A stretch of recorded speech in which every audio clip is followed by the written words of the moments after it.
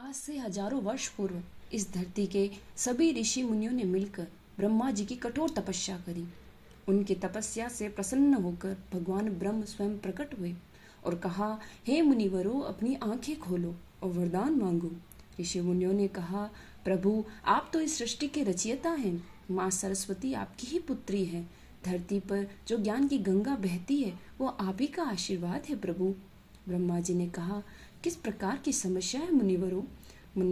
मुनियों ने कहा, हे भगवान, आपकी इसी ज्ञान को हम गुरुकुल के माध्यम से अपने शिष्यों को प्रचार प्रसार करते हैं, उनको शिक्षा देते हैं, परंतु हमारे शिष्य वर्तमान में ही विपरीतार्थी शब्दों को समझने में बहुत कठिनाई महसूस करते हैं।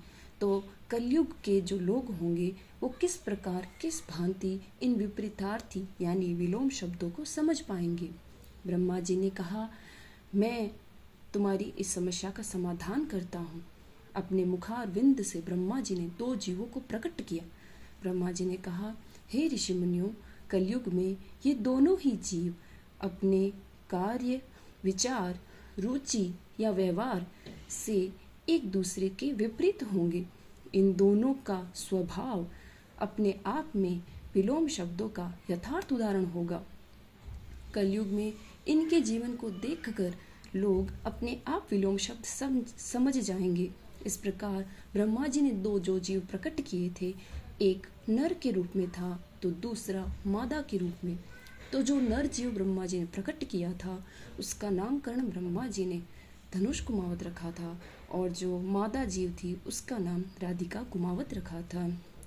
ये दोनों ही जीवन पर्यंत एक दूसरे के विपरीत ही कार्य करेंगे।